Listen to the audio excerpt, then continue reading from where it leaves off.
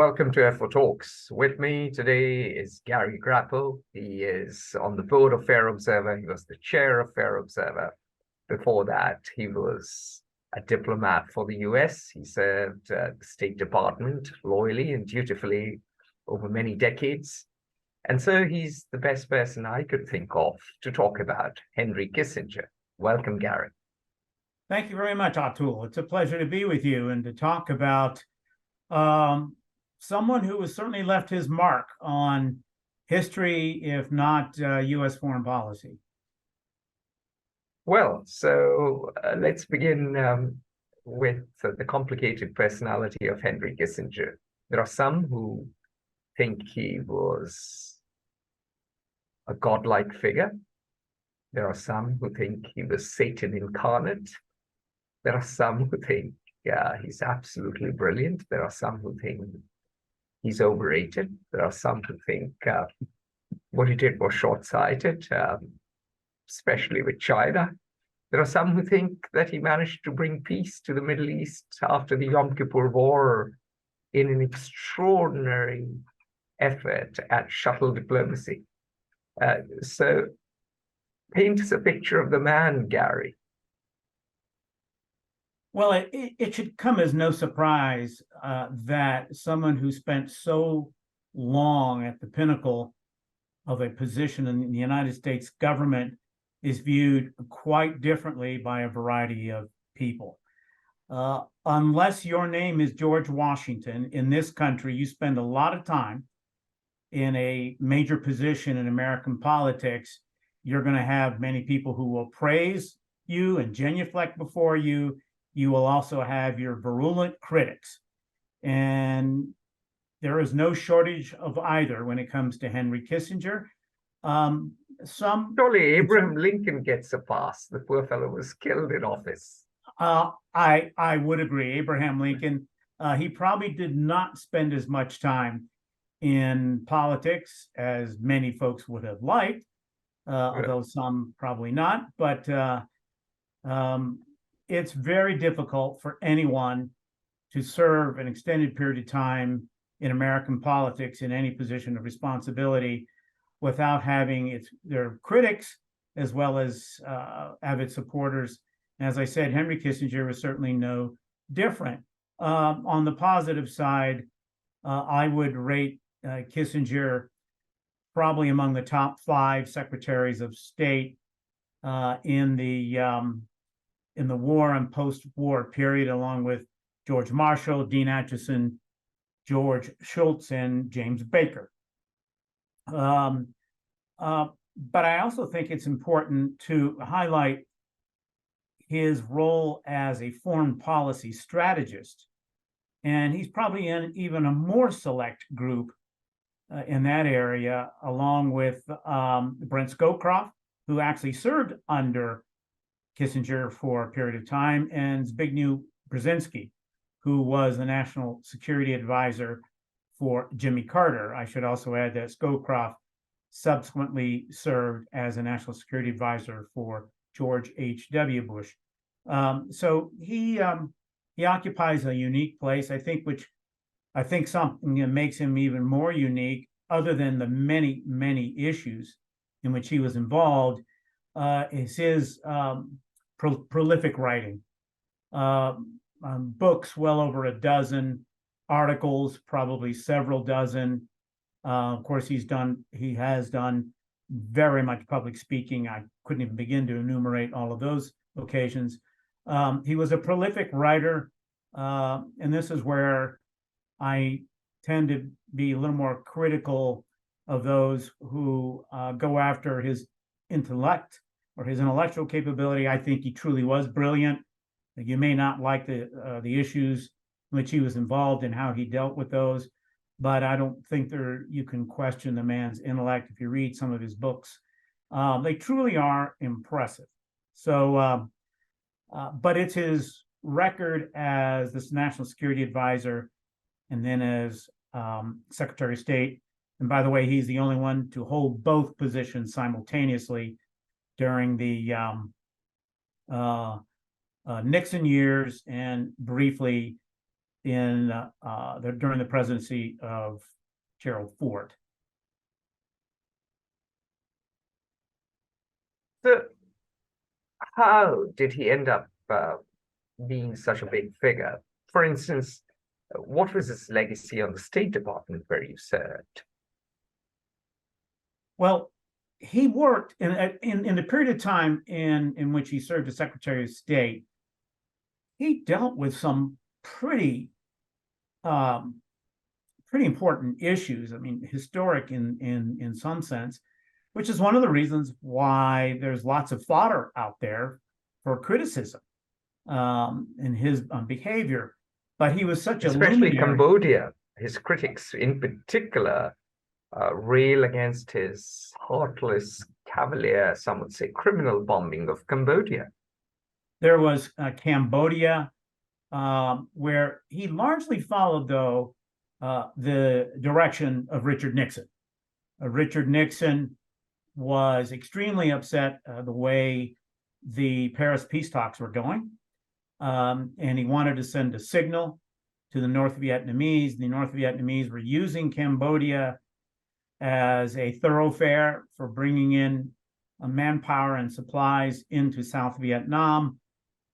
And he effectively gave the order that he wanted everything that flies over Cambodia, and Kissinger dutifully carried it out without questioning the fact that it would likely cost the lives of tens of thousands of Cambodians. And what he could not have foreseen, but what came out of that was ultimately the rise of the Khmer Rouge and the Pol Pot regime and the genocide that took place under Pol Pot during the late 70s.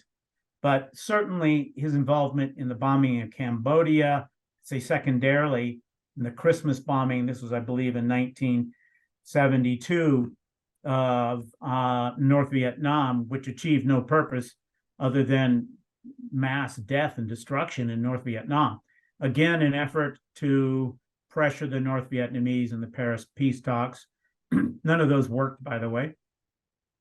And so he is rightly criticized for his role in that. But nevertheless, some people also commend him for his role in negotiating the end of the U.S. involvement in the Vietnam War, that he recognized the futility of the American involvement there and recognized the need for the United States to find, this is where the term originated, a decent interval between our exit and the eventual outcome, which of course was the fall of Saigon and the government of South Vietnam. It was a painstaking negotiation since, in effect, the North Vietnamese held all the cards. They knew that they had won over the American public, which was insisting that the U.S. withdraw.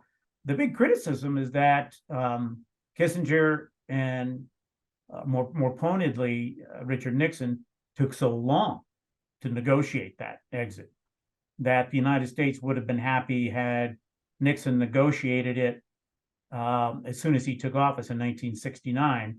But in fact, it took over 3 years for his administration under the guidance of Kissinger to negotiate an end to our involvement in Vietnam. And it, of course, eventually led to the fall of Saigon. Mr. Kissinger won, shockingly, the Nobel Peace Prize. Some people said it should be changed to the Nobel War Prize. Another, I think a late night comedian once joked that with Kissinger winning the Nobel Peace Prize, it marked the end of political satire. Lee Duc-Tho refused to accept it. He thought it was too bourgeois. Kissinger did and donated all of the proceeds to the families of American servicemen who were killed or missing in Vietnam. in 1975 when Saigon fell. Kissinger attempted to return his prize, and it was refused. So interesting to hear about his shortcomings when it came to Cambodia and Vietnam. His great achievement, some would argue, has been China, of course. Even that is now being attacked. That is coming in for some revisionism, as is the norm, I guess, these days. So tell us as to what took him on that secret flight to China via Pakistan, and what was the great American diplomatic coup all about? He is widely hailed for his role in negotiating the opening to China. A lot of people credit him for doing this when the original idea was, in fact, Richard Nixon. The two areas where Nixon and Kissinger connected very well, I mean, they were radically different personalities. Kissinger was this erudite intellectual, very outgoing, had some people thought a charismatic persona. I'm not sure I would agree with that, but he was very taste for ladies, for sure. He certainly had a penchant for the ladies, and apparently they did for him too. Lucky man. And yes, and Nixon, on the other hand, was a bit of a recluse. Richard Nixon, some people would not agree with me on this, but he was an extremely intelligent man. He himself wrote a number of books, which are quite illuminating in the area of foreign policy, but radically different personality. He was more of a brooding type, very suspicious of intellectuals, the so-called elite.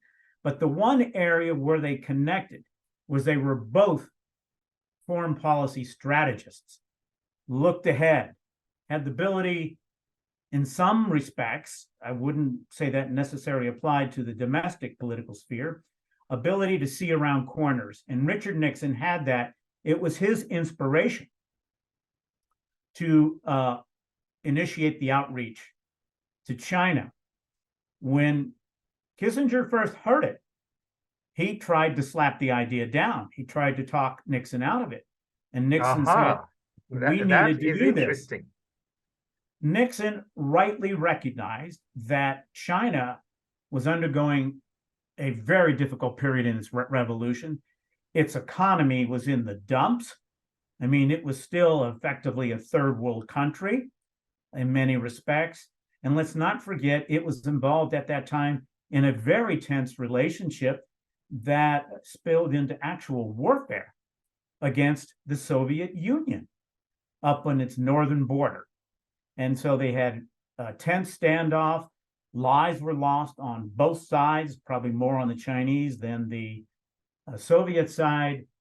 The Soviets got the better of the Chinese, and the Chinese recognized how weak they were as a power and not being able to resist encroachment by Soviet forces. So on both security grounds and economic grounds, the Chinese were vulnerable. And at the same time, of course, we, the United States and the Soviets, were locked in the midst of the Cold War, probably at one of the worst points of the Cold War. And so Nixon rightly recognized that he had leverage if we could establish a relationship with the Chinese, which up to that point we did not have whatsoever. Of course, we recognized Taiwan as the government of China, not Beijing and the People's Republic. And so he effectively gave the order. And as you mentioned, Kissinger embarks on this very secret mission by way of Pakistan. And we will come back to Pakistan because it represents another failing of, in my view, his worst failing of Henry Kissinger. But by way of Pakistan, goes to Beijing and finds a very receptive audience in Beijing, in Zhou Enlai. And they initiate a conversation and both sides discover they have something to gain by pursuing this. Kissinger returns, convinces his boss. The negotiations become a little more public after that, and others get involved on both sides. And then, of course, there's the great historic visit of Richard Nixon in 1972 to China. The term Nixon to China now is symbolic of any great opening in foreign policy. But we should credit Richard Nixon with the original idea. But Henry Kissinger made it happen. He did, as we like to say inside the State Department, the grunt work to make it happen. But he had a very receptive audience. And the rest is history. We formed a very warm relationship. At one point, Henry Kissinger, I think he probably would have liked to have withdrawn the statement, told Richard Nixon that next to the UK, the United States was developing the best relationship with China than any other country in the world.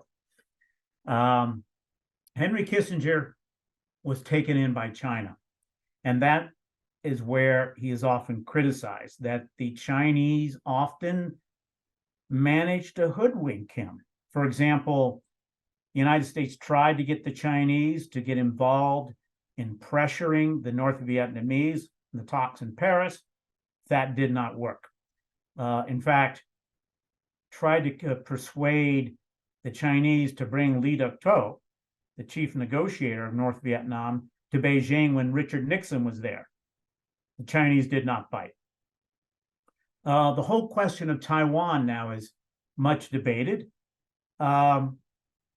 Kissinger, I won't say he gave away the store on Taiwan, but he certainly was more forthcoming than he probably needed to be on Taiwan. And the Chinese were more than happy to pocket the US concessions made on Taiwan.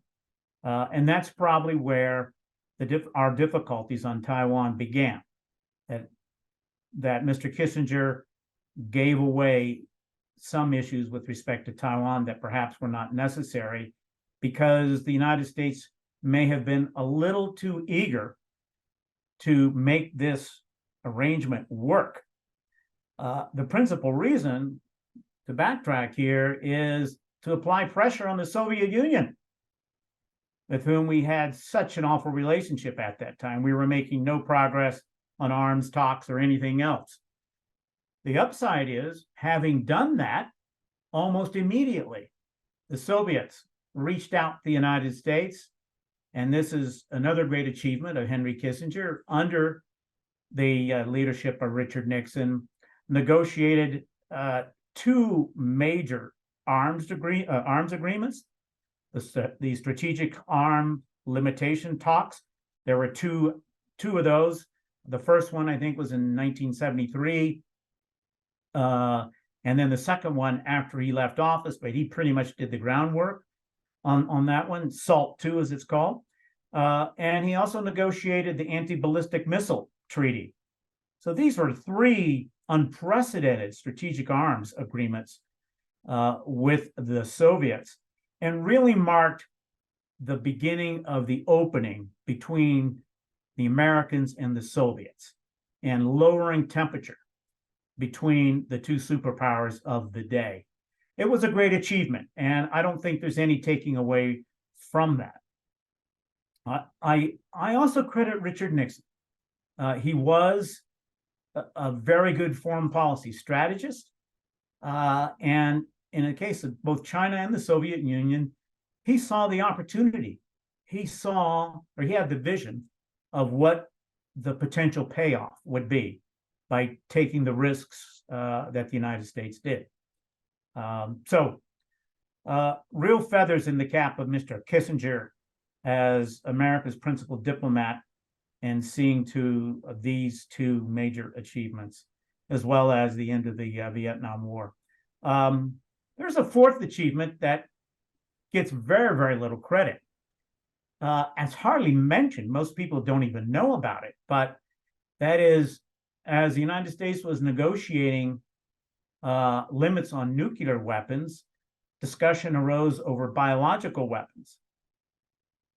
And he persuaded Richard Nixon to enter into, I don't know whether it was international agreement or was a commitment by the United States to eliminate America's biological weapons stores. Well, that was unprecedented. And there were some pretty serious weapons that the United States had in fact, had even tested. And I mean, there was always a question of the effectiveness of biological weapons. And I'm not a weapons expert, but questions about how effective they could really be. But there's no question of the deadliness of the pathogens that they were working with. So this was a significant achievement in terms of weapons of mass destruction. And then when it was discovered that toxins, which are the chemicals produced by these viruses, was left out of that decision by Nixon, it was Kissinger who went in and persuaded Nixon to add toxins. That is, the elimination of toxins produced from these viruses as a potential biological weapon. So it's a significant achievement, not given much credit today, but I think worthy of mention in terms of his achievements. I would like to go back to the point that you raised, and that is this secret trip that Kissinger made via Pakistan. And I don't need to tell you this history, but going back to the Truman administration, the United States had wanted to attract India into, as a democratic country, into its orbit, into its list of allies around the world. And of course, the Indians did not bite. And it greatly frustrated Truman and subsequent presidents. And so the United States was forced to go with the second best option in terms of allies against both the Chinese and the Soviets. They got the ugly sister. Well, there are two ways you could interpret that, and they went with Pakistan. But in fact, there was no real chemistry between the Americans and the Pakistanis, but we got more and more involved. They ended up joining the South Asia counterpart to NATO, known as, I think, CENTO. They joined every single alliance they could. I mean, they were really keen on having US backing. In fact, Ishtiaq Ahmed, one of our authors, has called Pakistan the garrison state. And it's a fascinating book that he's written. Pakistan, right from the outset, was obsessed with strategic depth. Ipso facto, their adventures or misadventures in Kashmir and their constant interference in Afghanistan. Absolutely.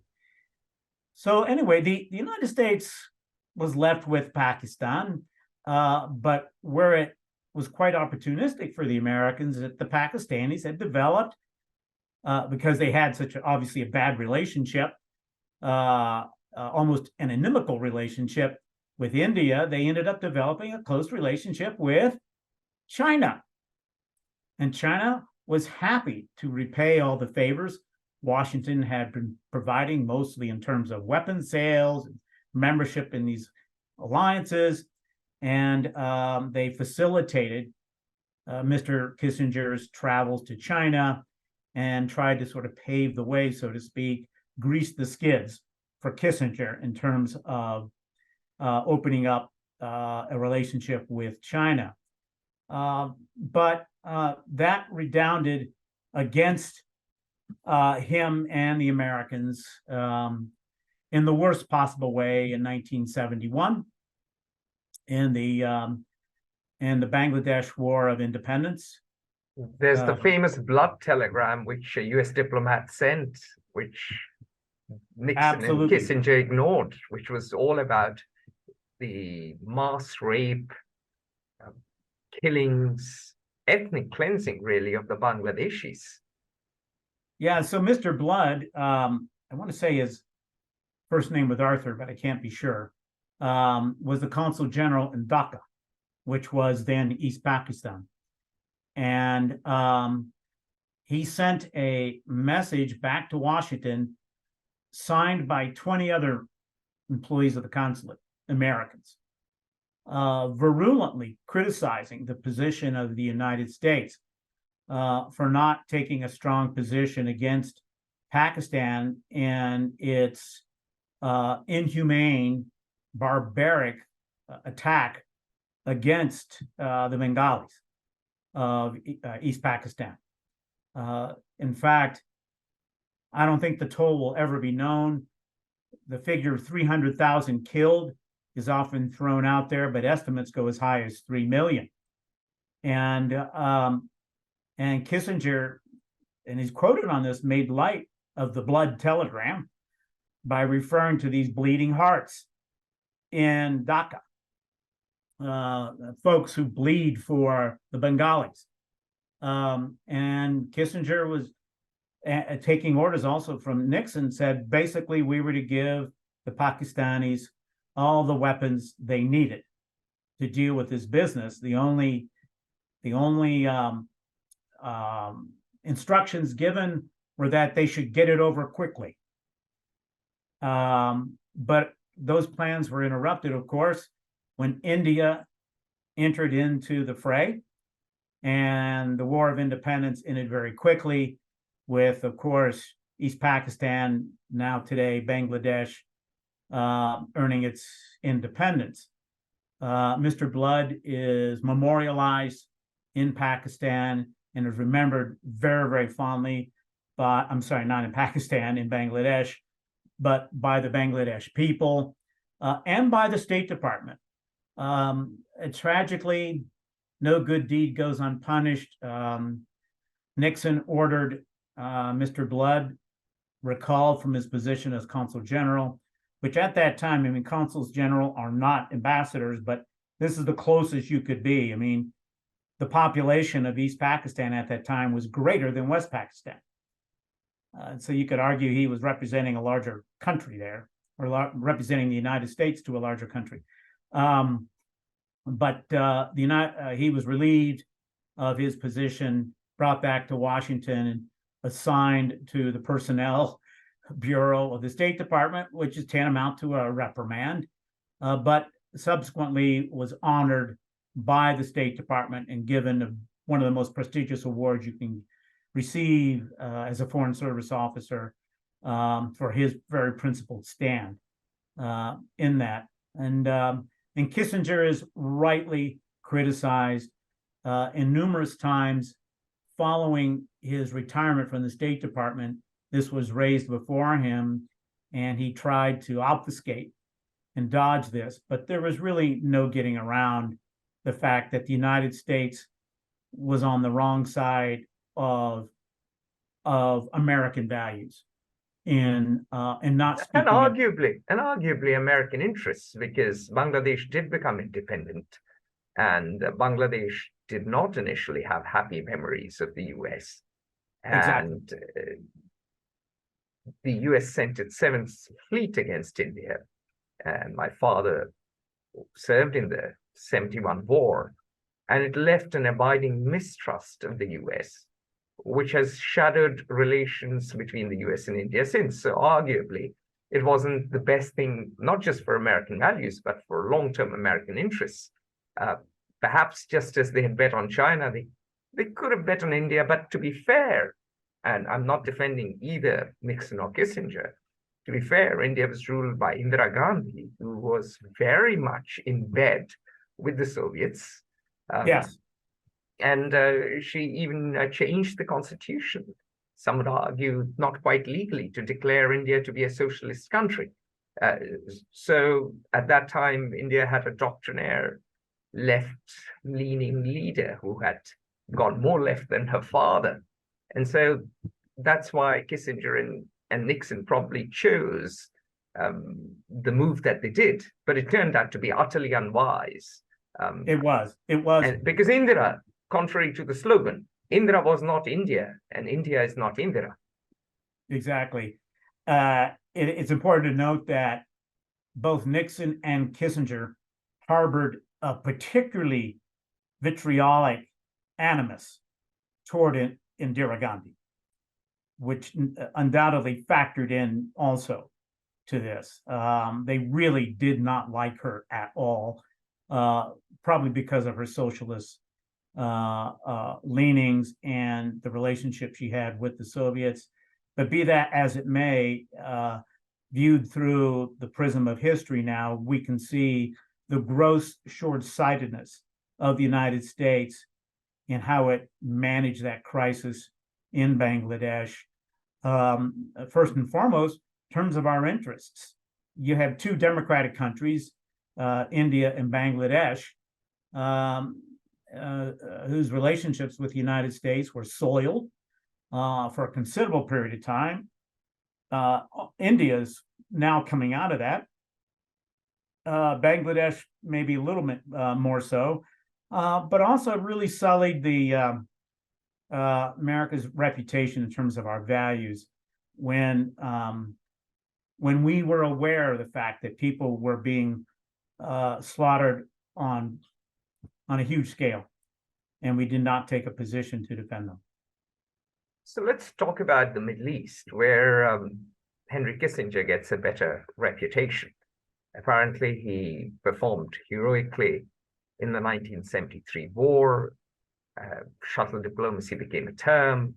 So walk us through why that is so highly regarded by some, of course. Again, there are detractors. And this is where I think Kissinger's genius and very well-honed skills, I don't mean this necessarily critically, at manipulation came into play. The Yom Kippur War, well, first of all, up until that point, after the 67 war, no one really imagined that any Arab country presented a serious military risk. I mean, the U.S. had supported Israel in the, but not as extensively as we did in the 73 war, but during the 67 war. And of course, Israel emerged victorious after a mere 6 days. And so even the Israelis became a bit complacent. In 1973, October, the Egyptians launched a surprise attack against Israel. It's quite successful. It deals a very damaging blow, not only to the real armed forces, the IDF of Israel, but to the Israeli psyche, not unlike what they experienced almost 2 months ago 6 weeks ago in southern exactly Israel. 50 years and 1 day since the Yom Kippur strike. Yes. And it is important to remember that Yom Kippur happened barely 6 years after the victorious 6-day war of 1967, which was such a triumph, which had given the Israeli forces this cloak of invincibility.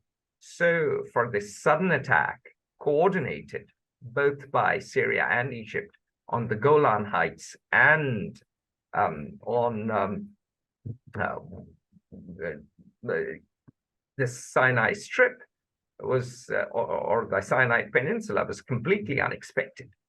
It was, and it really took the Israelis by surprise. Golda Meir ended up resigning as a result of it, although some 6 months after the fact.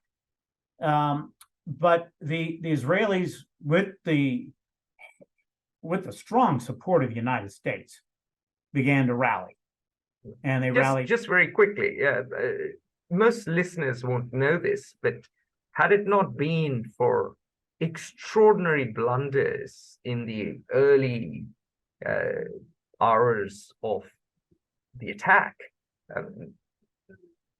the result could have been a lot worse.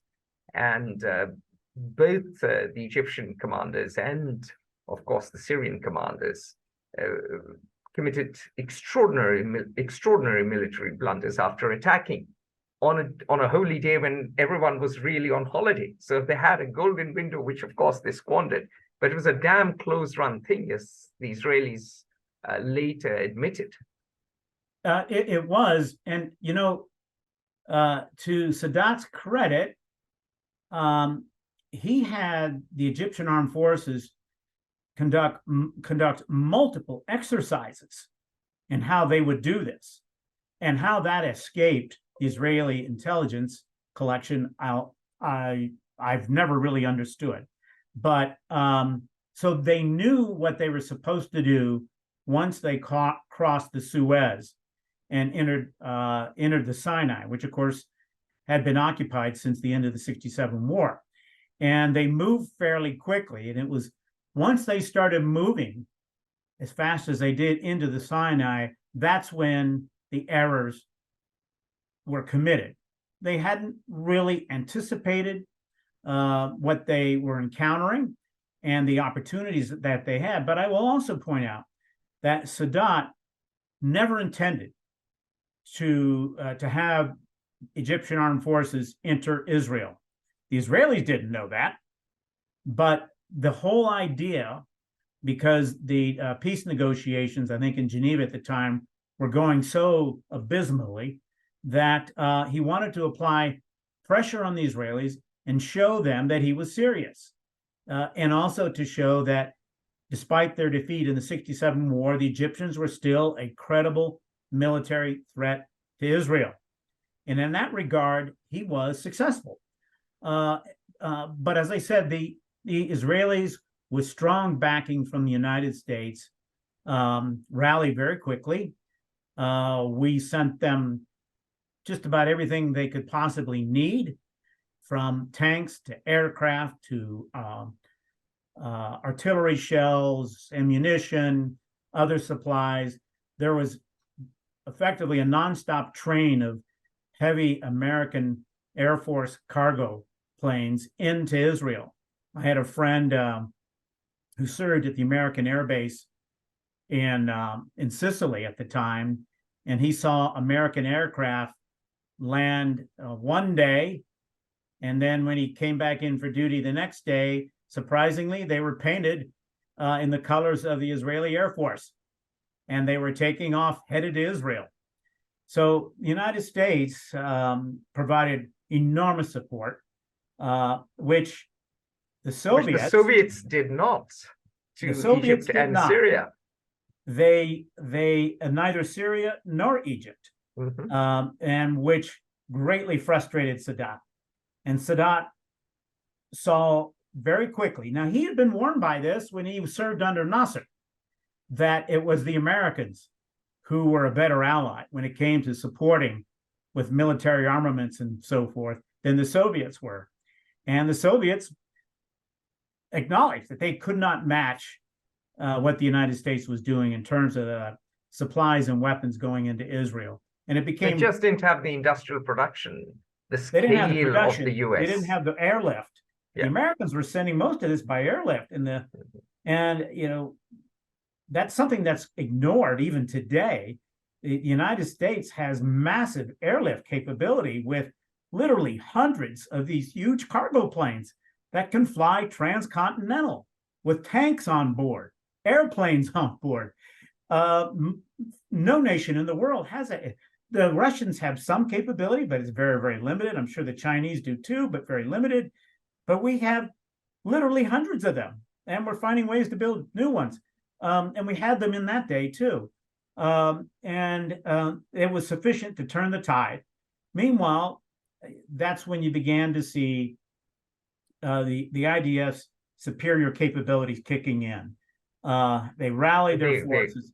They crossed the Suez. Ariel Sharon made a legendary dash to Cairo. It made him a legend to this day. Well, he never made it to Cairo, and that's where Henry Kissinger. That's exactly. But he was well on his way. he was well on his way. There were two threats to Egypt. One was, it was effectively when he crossed the Suez, it was open road all the way to Cairo. But secondly, down in the down near I think it was Port Said, he had the 9th Division, I believe it was. The Israelis had the 9th Division completely surrounded. That was one of the elite divisions. in the Egyptian armed forces, Egyptian army. And they could have just launched a massive assault or used artillery and aircraft and wiped them out. Or they could have adopted a siege approach and starved them out. But they had reached the point where they were surrounded and they had no recourse. And that's where Henry Kissinger stepped in and began applying sometimes polite, sometimes very forceful pressure on the Israelis. You're not going to Cairo, and you'll leave the 9th Division alone. Now, the Israelis didn't like hearing that message, but they got it. But in the meantime, he did something else. He was talking to the Soviets, and he landed in Moscow for talks with the Soviets. Remember, we were fearful that the Soviets were going to send troops to the Middle East, which would have escalated this conflict to unprecedented levels. We had seen some signs, we had intercepted some intelligence, and so we were very concerned. That's one of the reasons why Richard Nixon pulled out all the stops in sending this support there. But sending troops would have altered the course dramatically. And so Richard Nixon did what? He ordered a DEFCON 3. That's the highest level of alert absent a war for U.S. nuclear forces. The Soviets saw that and panicked because they could not understand, are the Americans willing to risk war, a nuclear war over the Middle East? Because the Soviets were not. It turned out the intelligence was somewhat suspect, not entirely. We just misread some signals. But when this was presented to Kissinger, he didn't deny it. He didn't say his excuse. He played into it. This was during the time of Watergate. Richard Nixon was under extraordinary pressure. He, as well as his Soviet counterpart, Brezhnev, were both hitting the bottle on a pretty regular basis. And apparently the order was given when Kissinger was out of town. He gave it to Alexander Haig, his deputy, and said, go to DEFCON 3. He probably had been drinking. I mean, you can look back at it now today. Such is the fate of history and humanity, I suppose. Many a decision is made in jest, and many is made when drunk. Well, to make it more unbelievable, Brezhnev was drunk too. And so here was this. You couldn't make this up in a Hollywood script. No, this would be relegated to less than a B movie for something like this. But nevertheless, the Soviets panicked, and Kissinger lands, and Kissinger plays it up. He basically said, our president is very unpredictable. You do not want to be pushing our president right now, given all the pressures he is under. And so the Soviets made it very, very clear. They were not dispatching Soviet troops. They were looking at sending some of their elite airborne units. Well, this is what we had thought. And they disabused Kissinger of that. And so with that in his hand, he did not tell the Israelis. He didn't tell the Israelis. He went back to the Israelis and said, you got to hold back your troops down in Port Said, and you got to tell Ariel Sharon he's got to make a U-turn because the Russians are very serious about this. So he played both sides very astutely. Meanwhile, to Sadat, he's offering all kinds of trinkets and baubles. See what your Soviet patrons are doing. Look what we're doing for our Israeli clients, and you're not getting that kind of support. If you were willing to join with us, we would support you in the same fashion. Sadat was more than ready. He had already expelled Soviet advisors previously, even before the war started. And so he definitely maneuvered the end of that war and the exit of the Soviet Union from Egypt, which effectively meant the Soviets were no longer a player in the Middle East. The only place left was the Syrian backwater, which they were able to maintain up till 2015. Of course, they're still there today. And as the French and the British were very frustrated. They were left out of all this negotiation. They said the Americans had succeeded in becoming the single hegemonic power of the Middle East, and that was largely due to Henry Kissinger. So that is a phenomenal foreign policy achievement. That alone marks him as one of the greats.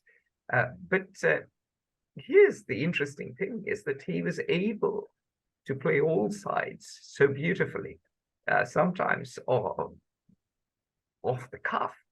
And that marks both the intelligence, the astuteness, and perhaps the sheer guile of the man, which I suppose, is what marks the great diplomats such as Talleyrand and so on and so forth.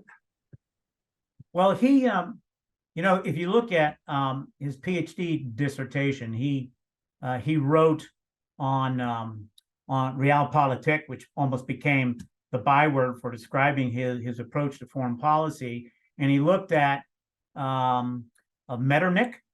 Of course, I was just going to. I forgot Metternich there, the great architect of the concert of Europe. Exactly. Until, of course, he met his end in the 1848 revolution. Yes. And ended up in London along with a chap called Karl Marx. Both of them ended up in London. One in North London, one in West London. But he looked at this whole thing of great power politics from the perspective of Metternich and Castlereagh, who was he was Irish, but the British foreign minister who represented Great Britain in the Council of Europe. Anglo-Irish, I believe. Anglo-Irish. And so so it's not surprising that he saw the opportunity when it presented himself, and he quickly acted on it in the way that he did. And you could say, well, it's just so calculating. It might look somewhat distasteful, but in the end, it did the thing that he wanted. It certainly served American interest, first and foremost. But secondly, it ended this war, and it set the stage ultimately for peace between Israel and Egypt, because Kissinger realized, as did many other people at the time, if you removed Egypt from the equation, then effectively Israel was no longer threatened by the Arab states, because there was no way that Arab states could realistically threaten Israel without the willing participation, active participation of Egypt. And Egypt was removed from that equation. Because Egypt had the biggest military, Egypt had the biggest numbers. By contrast, Lebanon was a patchwork always.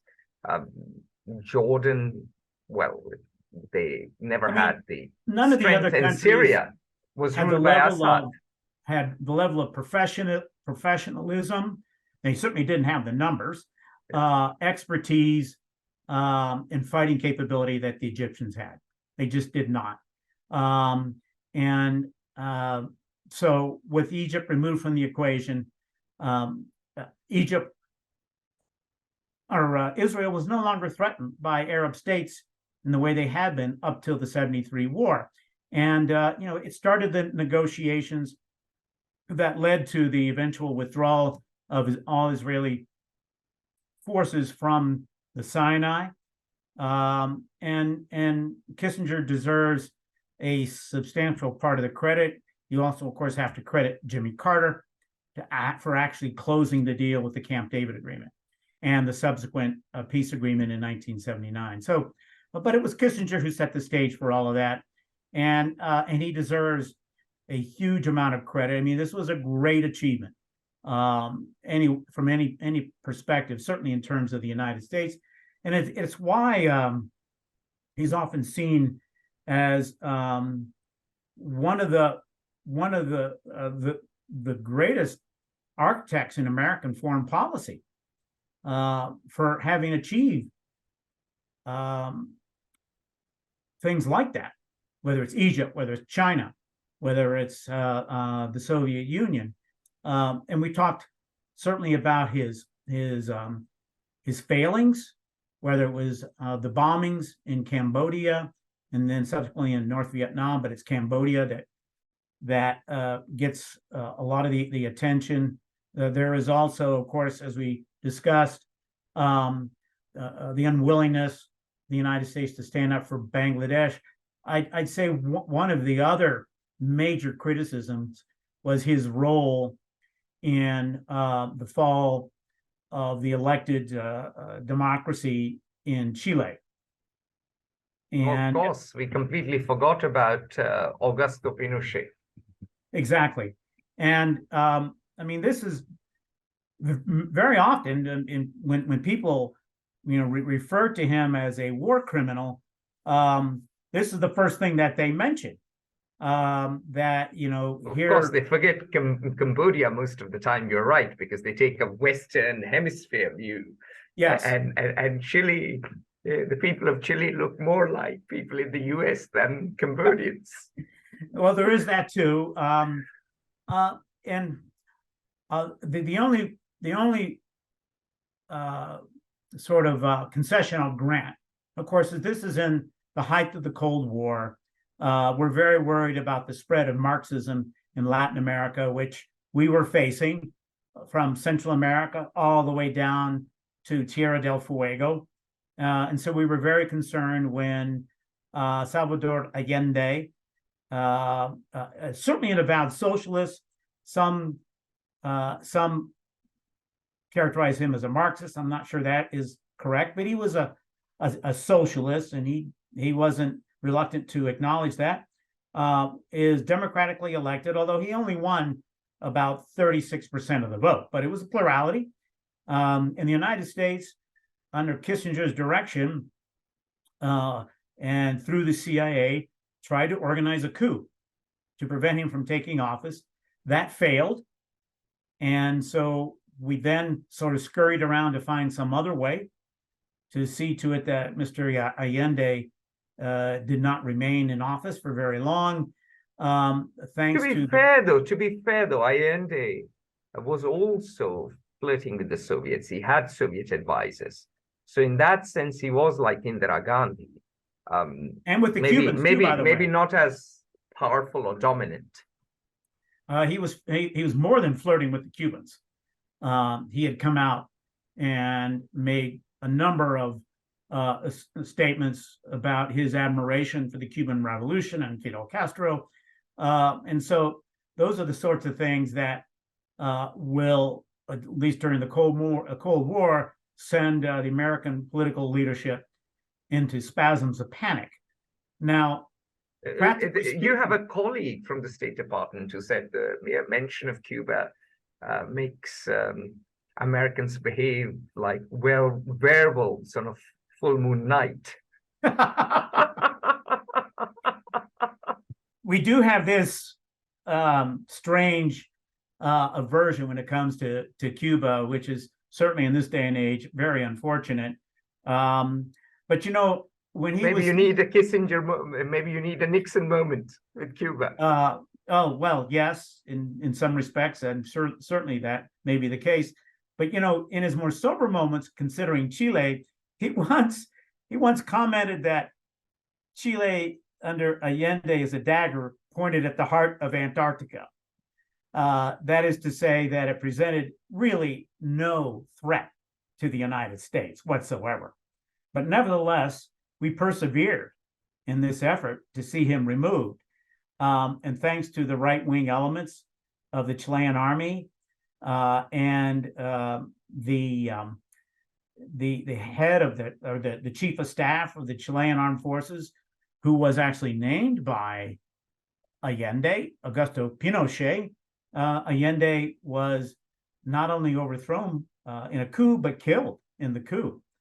Talk about bad judgment. Pardon? Talk about bad judgment, Allende.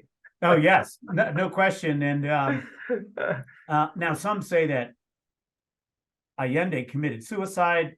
Whatever was the result, was he was removed from the scene, and that inaugurated another 16, 17 years of right-wing military leadership. And the United States then became a pretty fierce defender of Pinochet.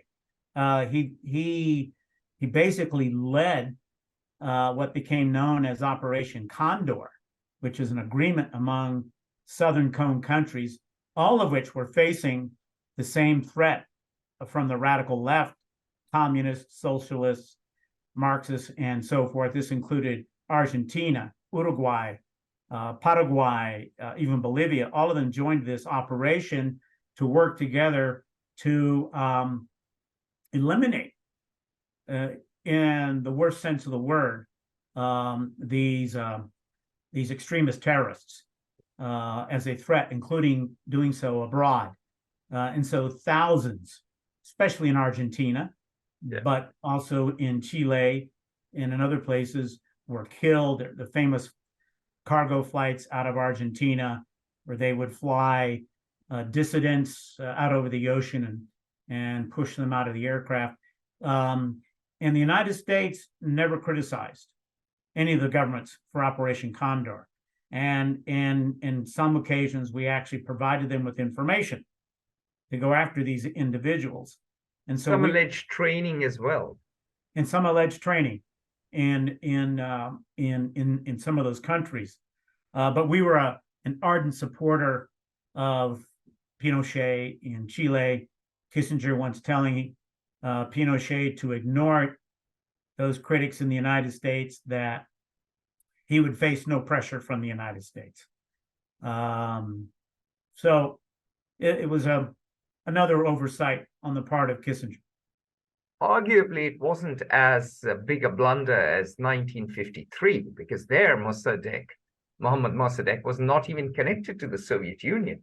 And there, the US committed a coup for British interests, really. And in many ways, a lot of people call it original sin. And we have our mutual friend Glenn Carl say it was America's biggest blunder in the Middle East. And I probably agree. There's an interesting parallel between the overthrow of Mossadegh in 1953 and of Allende 20 years later in Chile. And that is the CIA in both cases had plotted a coup against those respective leaders. And the CIA plans failed in both cases. But what, in the case of Mossadegh, the structure was in place so that when opponents of Mossadegh did finally take action on their own initiative, the United States was there along with the UK, who were the original conspirators in the overthrow of Mossadegh, were there to provide the Iranians with the support that they needed to remove Mossadegh.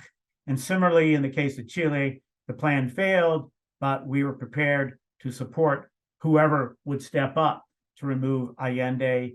And in that case, of course, it was General Pinochet. I think one of the very astute observations in terms of shortcomings of Mr. Kissinger was because he was so focused in this realpolitik, taking this very realistic and rational approach to dealing with great powers and seeking a balance of powers in such a way that it would protect American interest, and ignoring sort of an ideological or moralistic approach to foreign policy, that he failed to see certain things. And this holds true in Vietnam, in Chile, certainly in Bangladesh, and a number of other countries around the world at a time of nationalism, and that is the strength and power of nationalist movements and the difficulty whether the United States or any other country would have in resisting nationalist movements. because in every occasion where we attempted to do it, even the few cases where we succeeded, it was very short term. For the most part, classic example, Vietnam, big failure. Bangladesh, another big failure. Huge failure. Yeah. I mean, in the case of Bangladesh, we didn't commit American forces as we had in Vietnam. We paid the price with over 55,000 Americans killed and countless millions of Vietnamese from the north and the south. And in the case of Chile, the strong nationalist movement in Chile as well. And there were other instances around the world, in Africa, where the United States just didn't recognize the power of nationalist movements. The Soviets did, capitalized on it very effectively. Of course. If you look at those countries in Africa, most of them, many of them became clients of the Soviets. They were very seductive, yes, both figuratively and literally. I mean, they invited all these leaders, sold them the vision of emancipation from the white colonial masters and some of the white European masters, such as Portugal, such as France, such as even the Netherlands, not to mention Belgium, were diabolical. They were exploitative, they were murderous, they didn't believe in equality at all. And so the message fell on receptive ears. And of course, they had lots of students from these countries study in Moscow. They had the top graduates from the honey trap school that they had, the legendary honey trap school that Glenn tells us about, seduce the likes of the children of the top leaders of these countries and the top leaders of these countries. So obviously you came back filled with multi-orgasmic joy and said, the Soviets are for freedom. and this is where it's shocking. And of course, this is in hindsight, because we would have had much more to offer to all of them. Had we offered them the opportunity to come and study in the United States and sort of be indoctrinated in democracy and free markets and freedom and all these other baubles that the United States likes to dangle, we would have been far more effective than taking the approach that we did.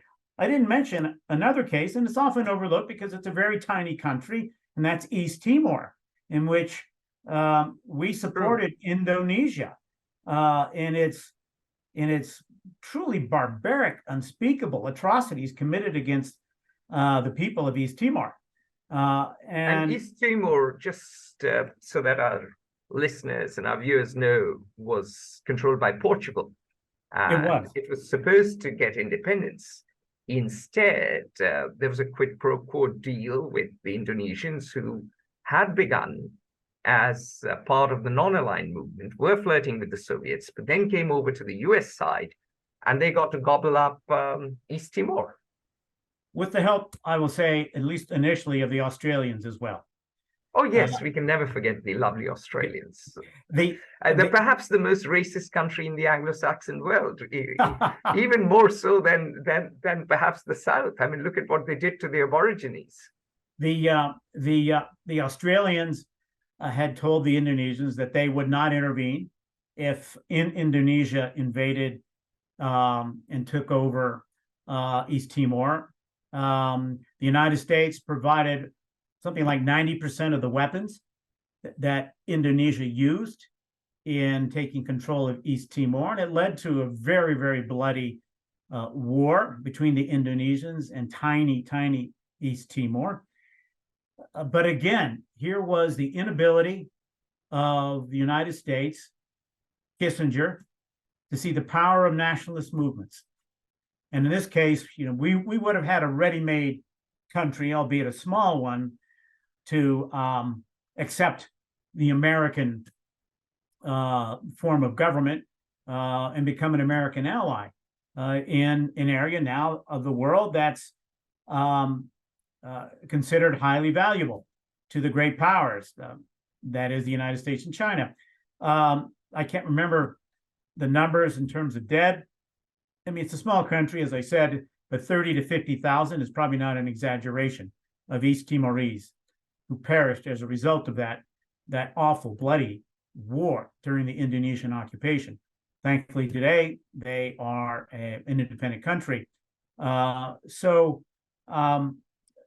I said at the outset, you cannot serve in a position of very senior leadership that is responsible for major policy decision-making for very long without having your praisers as well as your detractors.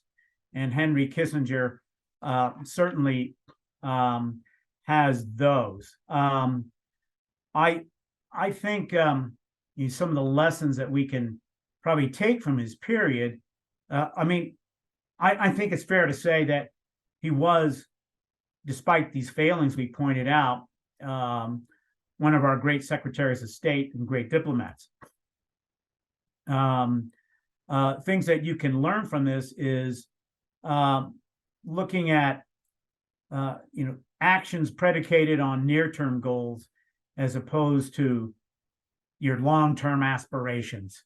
You have to be pragmatic, but and that can serve sometimes your long-term interests and be very detrimental to your short-term interests. I think also you have to be cautious about underreach and overreach. And this is a very pertinent lesson today for the United States. Underreach, you can probably see it in the United States with the isolationist movement among a certain faction of the American body politic. Overreach was the interventionism of previous administrations, most especially the George W. Bush administration. And these are lessons we might have been able to learn not only from Mr. Kissinger's period in office, but even from before him. And there's also the judicious use of power. And this is where we probably most obviously failed during that period. There was an overuse of power. And so we failed to capitalize on opportunities that were before us. And had we taken a more realistic approach, i.e. looking at, for example, looking at some of these nationalist movements and understanding that these were almost irresistible and have been very costly for the United States to try to prevent. So how could we intervene in such a way to be supportive, but still serve our interests? And we failed to do that. And although Henry Kissinger was not a great proponent of values, if you look at many of his decisions, you can't say that he was completely dismissive of American values and the decisions that he made. One particular value which came into prominence after he left, and certainly Richard Nixon left office, was human rights. This is largely credited to the administration of Jimmy Carter as a principal foreign policy component of the United States. It hadn't been up to that point. And for a very long time, even after he left office, Henry Kissinger poo-pooed human rights, that governments like the United States had to focus on the appropriate use of power in order to achieve its interests. So these are some of the lessons that we can take from his period as Secretary of State. I predict people will be writing about Mr. Kissinger for 100 years. At least. At least. You cannot escape that he occupies a very high pedestal for good and for bad in U.S. foreign policy. And he will be remembered that way, for good and for bad. And I would just commend anyone listening, wanting to know more, read some of his books. His book on diplomacy is one that I really commend to people. I mean, it can be pretty heavy. I actually use it in a class that I teach. I don't use the entire book, but I refer to certain students to certain chapters his amazing perception of what was taking place in some great epochs in world history and the role that diplomacy played, in particular through the prism he viewed these, that is realpolitik, I think is very edifying and very useful.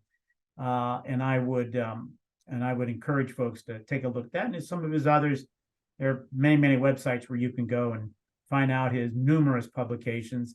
His last one, by the way, was authored just last year. He co-authored this with, I think, Eric Schmidt from Google, if I'm not mistaken. That's true. It's about AI and the role of AI in humanity's future. So here's a man at that time, 99 years old, because he was about 100 years, 6 or 7 months when he passed away. 99 years old, is still writing books. That's a very powerful intellect. Not bad, not bad.